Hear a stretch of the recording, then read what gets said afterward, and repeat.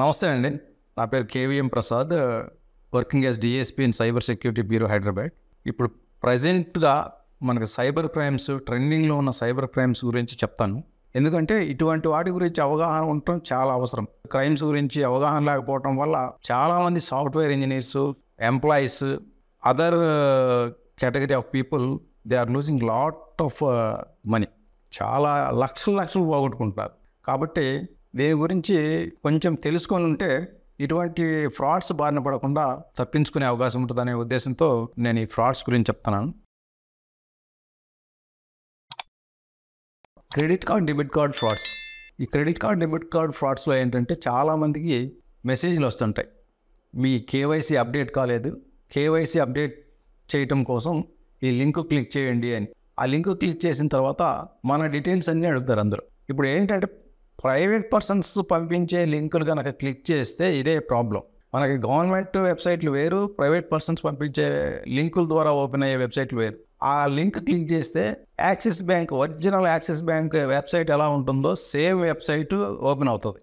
మనకి ఎస్బీఐది ఉందనుకోండి, ఆ ఎస్బీఐ లింక్ ఓపెన్ చేసినప్పుడు సేమ్ మనకి నెట్ బ్యాంకింగ్లో ఎస్బీఐది ఓపెన్ చేస్తే ఎలాంటి విండో వస్తుందో సేమ్ అటువంటి విండోనే వస్తుంది. మనకేంటి, విండో ఓపెన్ అవ్వగానే యూజర్ నేమ్, పాస్వర్డ్ కొట్టాలి. యూజర్ నేమ్, పాస్వర్డ్ కొట్టినప్పుడు ఒక ఓటీపీ వస్తుంది. ఆ ఓటీపీని ఎంటర్ చేస్తాం. వెబ్సైట్ని జెన్యునా కాదా అని కనుక్కోవడానికి ఓటీపీ ఎంటర్ చేస్తే యాక్చువల్గా బ్యాంక్ వెబ్సైట్ ఓపెన్ అయిపోతుంది. అంటే మన అకౌంట్ ఓపెన్ అవుతుంది. మన అకౌంట్లో ఎంత బ్యాలెన్స్ ఉంది ఏంటి అదంతా ఓపెన్ అవుతుంది. కానీ ఇక్కడ ఫ్రాడ్స్టర్ పంపించే లింక్లో ఏమవుతుందంటే మళ్ళీ ఇంకొకసారి ఓటీపీ అడుగుతుంది. ఇలా 2 సార్లు ఓటీపీ అడిగింది అంటే అది పక్కా ఫేక్ వెబ్సైట్. ఎందుకంటే ఈ ఫ్రాడ్స్టర్స్ ఏం చేస్తారంటే ఫస్ట్ వెబ్సైట్ మన యూజర్ ఐడి, పాస్వర్డ్ కొట్టిన తర్వాత ఒక పాస్వర్డ్ వస్తుంది, ఆ ఓటీపీ మనం ఎంటర్ చేసిన తర్వాత వాళ్ళు ఏం చేస్తారంటే వాళ్ళు ఒరిజినల్ సైట్లో మన యూజర్ ఐడి, పాస్వర్డ్లు వాళ్ళు తీసుకొని ఇక్కడ మనం ఈ వెబ్సైట్లో కొట్టినవన్నీ వాళ్ళకి చేరుతుంటాయి. వాళ్ళు మనం కొట్టిన యూజర్ ఐడి, పాస్వర్డ్ ఒరిజినల్ వెబ్సైట్లో ఎంటర్ చేస్తారు. ఎంటర్ చేస్తే అక్కడ కూడా ఓటీపీ అడుగుద్ది. మనకు వచ్చిన ఓటీపీ మనం ఈ వెబ్సైట్లో వచ్చిన ఓటీపీ అనుకొని ఫేక్ వెబ్సైట్లో వచ్చిన ఓటీపీ అని ఇక్కడ ఎంటర్ చేస్తాం. ఇది మనం ఎంటర్ చేయగానే ఫ్రాడ్స్టర్కి రీచ్ అవుతుంది. వాడు ఒరిజినల్ వెబ్సైట్లో ఎంటర్ చేసేస్తాడు. ఒరిజినల్ వెబ్సైట్లో ఎంటర్ చేసినప్పుడు ఇక్కడేమో మనకి ఫేక్ వెబ్సైట్ కాబట్టి మన అకౌంట్ ఓపెన్ కాదు, వాడికి అక్కడ మన అకౌంట్ ఓపెన్ అయిపోదు. ఓపెన్ అయిన తర్వాత ఒక ట్రాన్సాక్షన్ చేస్తాడు. 2 ఓటీపీ, ఎందుకంటే ట్రాన్సాక్షన్ పాస్ చేయడానికి వచ్చిన ఓటీపీ అనమాట అది. ఆ ట్రాన్సాక్షన్ చేయాలి అంటే ప్రతి ట్రాన్సాక్షన్కి ఇప్పుడు ప్రతి బ్యాంక్ కూడా ఓటీపీ సిస్టమ్ పెట్టింది. ప్రతి ట్రాన్సాక్షన్కి ఒక ఓటీపీ వస్తుంది. ఇట్లా ఎన్నిసార్లు మనం ఓటీపీలు ఎంటర్ చేస్తా పోతే అన్నిసార్లు మన అకౌంట్లో నుంచి డబ్బులు పోతూ ఉంటాయి అనమాట. ఇంకోటి ఏంటంటే వీళ్ళకి అకౌంట్ ఓపెన్ అవుతుంది కాబట్టి అందులో బ్యాలెన్స్ ఎంత ఉందో చెక్ చేసుకుంటారు. సుమారు ఒక 5 లక్షల బ్యాలెన్స్ ఉందనుకోండి, ఆ 5 లక్షల బ్యాలెన్స్తో ఏవైనా వెబ్సైట్లో పోయి కొన్ని వస్తువులు కొంటారు 5 lakhsకి సరిపడా. కొన్ని వెబ్సైట్లు ఏంటంటే ఇంటర్నెట్ బ్యాంకింగ్ అలౌ చేస్తారు. ఆ ఇంటర్నెట్ బ్యాంకింగ్ అలౌ చేసే వెబ్సైట్లకు పోయి 5 lakhsకి ప్రోడక్ట్ కొనేసేస్తారు. ప్రోడక్ట్ డెలివరీ అయిపోతుంది. ఆ ప్రోడక్ట్ డెలివరీ అయిపోయేటప్పుడు ఫ్రాడ్స్టర్ ఏం చేస్తాడంటే అతను ఇచ్చిన ఫేక్ అడ్రస్ ఒకటి ఇస్తాడు, అందులో ఎవరు ఉండరు, ఫోన్ నెంబర్ ఒరిజినల్ ఇస్తాడు. ఆ ఫోన్ నెంబర్కి కాల్ చేస్తారు ఈ డెలివరీ ఏజెంట్స్. కాల్ చేసినప్పుడు మేము ప్రస్తుతం అక్కడ లేము, నేను వస్తాను, నువ్వు పలానా దగ్గర ఉండని ఆ దగ్గరలో ఒక లొకేషన్ చెప్పి అక్కడికి పోయి డెలివరీ తీసేసుకుంటారు. వాళ్ళు ఏంటంటే ఫోన్ నెంబర్, అందులో మెన్షన్ చేసిన ఫోన్ నెంబర్ ఉంది కదా అని చెప్పి ఆ వచ్చిన అతనికి అది ఇచ్చేస్తారు. ప్రోడక్ట్ ఇచ్చేసి వెళ్ళిపోతారు. తర్వాత ఆ ప్రోడక్ట్ తీసుకెళ్ళి వాళ్ళు అమ్మేసుకుంటారు అనమాట. ఇట్లా మన ఫేక్ వెబ్సైట్లను క్రియేట్ చేసేసి సేమ్ జెన్యున్ వెబ్సైట్ లాగా ఉండే వెబ్సైట్స్ ద్వారా కూడా ఫ్రాడ్ చేస్తారు. ఈ కేవైసీ అప్డేట్ చేయలేదు అని చెప్పి వస్తే మనం బ్యాంకింగ్ డైరెక్ట్గా పోవాలి, అంతే తప్ప వాళ్ళు పంపిన లింక్ను ఓపెన్ చేసి ఆ వెబ్సైట్లో మన యూజర్ ఐడీలు, పాస్వర్డ్లు అన్నీ కొట్టేసినామంటే మన అకౌంట్లో నుంచి డబ్బులు కాజేస్తారు.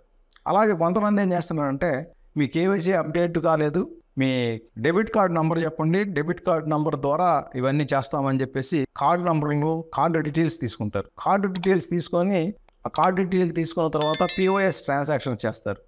ఓటీపీలు వస్తే మీకు ఒక ఆథెంటికేషన్ కోడ్ పంపించాము అది చెప్పండి అంటారు. మనకి యాక్చువల్గా అది ఓటీపీ వస్తుంది. వాళ్ళు దాన్ని ఆథెంటికేషన్ కోడ్ అని చెప్పేసి ఆ ఓటీపీ తీసుకొని వాళ్ళు ఎంటర్ చేసుకొని మన అకౌంట్లో ఉన్న డబ్బులు ఖాళీ చేస్తారు. అలాగే ఈ మధ్య ఫ్రీక్వెంట్గా వస్తుంది ఏంటంటే రివార్డ్ పాయింట్స్. ఏ బ్యాంక్స్ కూడా మనకు రివార్డ్ పాయింట్స్ వేలు పంపరు. 150 రూపీస్, అది ఫోన్పే, గూగుల్ పే తప్ప వేరే బ్యాంకులు ఏవి కూడా క్రెడిట్ కార్డు వాడిస్తే రివార్డ్ పాయింట్లు వస్తాయి. కానీ ఏమీ లేకుండా మనం సైలెంట్గా ఉన్నప్పుడు మీకు 5000 రివార్డ్ పాయింట్లు వచ్చింది అని మెసేజ్ వచ్చిందంటే అది ఫేక్. ఏ బ్యాంకు కూడా మనకు 5,000 రివార్డ్ పాయింట్లు వస్తే ఆ బ్యాంకులన్నీ మెయింటెనెన్స్ కష్టమైపోద్ది. ఎందుకంటే 5,000 ఎవరు కూడా ఊరికి ఎవరికి ఇవ్వలేరు. బ్యాంకింగ్ అనేది కూడా ఒక బిజినెస్. వాళ్ళకి లాభాలు వస్తేనే స్టాఫ్ అందరికి శాలరీలు వస్తాయి, దాని మీద బ్యాంకింగ్ సిస్టమ్ రన్ అవుతుంది. ఇట్లా 5,000 రివార్డ్ పాయింట్లు ఇచ్చుకుంటా పోతే బ్యాంకింగ్ సిస్టమ్ అంతా పప్పు కోల్పోద్ది. కాబట్టి ఏ బ్యాంకులు కూడా ఇట్లా ఊరికి 5,000 రివార్డ్స్ ఎవరు. కాబట్టి రివార్డ్ పాయింట్స్ వచ్చినాయి, నీకు 5,000 అని మెసేజ్ వచ్చింది అంటే అది ఫ్రాడ్స్టర్స్ అని చెప్పేసి వెంటనే 1930 కాల్ చేసి రిపోర్ట్ చేయటము, లేకపోతే cybercrime.gov.in రిపోర్ట్ చేయటం చేయాలి. అంతే తప్ప దానికి రెస్పాండ్ అవ్వకూడదు. అలాగే ఎలక్ట్రిసిటీ బోర్డు అని కూడా మెసేజ్లు వస్తున్నాయి. ఎలక్ట్రిసిటీ పవర్ కనెక్షన్ మీకు కట్ అయిపోతుంది, మీరు బిల్ కట్టలేదు, నైట్ 10 గంటలకి మీ పవర్ కనెక్షన్ కట్ చేస్తామని మెసేజ్లు పంపుతారు. నైట్ 10 గంటల కంటే రాత్రి అంతా కరెంట్ లేకుండా ఉండాలని చెప్పి భయపడి చాలామంది కాల్ చేస్తున్నారు. పర్టికులర్గా ఏజ్డ్ పీపుల్కి ఏంటంటే భయం ఎక్కువ, నైట్ కరెంట్ లేకపోతే మనం ఇబ్బంది పడాలి కదా అని చెప్పి వీళ్ళు కాల్ చేసినప్పుడు ఏంటంటే మీరు అప్డేట్ కట్టుంటారు కానీ మా సిస్టంలో అప్డేట్ కాలేదు, అప్డేట్ కావాలి అంటే మేము ఒక లింక్ పంపిస్తాం అని చెప్పి ఒక లింక్ పంపుతారు. ఆ లింక్ ఓపెన్ చేస్తే అందులో credit card, debit card details, CVV number అవన్నీ ఉంటాయి. అవి ఎంటర్ చేసుకొని వాళ్ళు ట్రాన్సాక్షన్ మొదలు పెట్టేస్తారు. ఓటీపీలు వస్తే ఆ ఓటీపీ చెప్పంటే మీ బిల్ అప్డేట్ అవుతుంది అంటారు.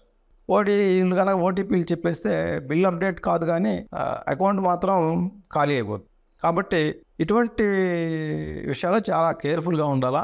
ఎలక్ట్రిసిటీ డిపార్ట్మెంట్ వాళ్ళు సహజంగా అటువంటి మెసేజ్లు పంపరు. ఒకవేళ మనం బిల్ కట్టకపోతే వస్తుంది, మెసేజ్ వస్తుంది, మనకి వెంటనే పవర్ కట్ చేస్తారు కట్టకపోతే. లేదు మనం కట్టామా లేదా చెక్ చేసుకోవటం కోసం గవర్నమెంట్ వెబ్సైట్ ఉంది, మన TSSPDCL వెబ్సైట్ ఉంది. TSSPDCL.com కొడితే అందులో మనకి క్లియర్గా మన బిల్ అప్డేట్ కట్టినామా లేదా చూపిస్తుంది.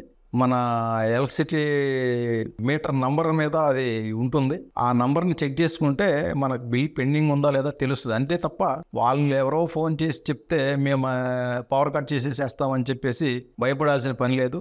ప్లస్ ఇంకొకటి, ఎలక్ట్రిసిటీ సప్లై అనేది మన స్టేట్కి సంబంధించిన మ్యాటర్.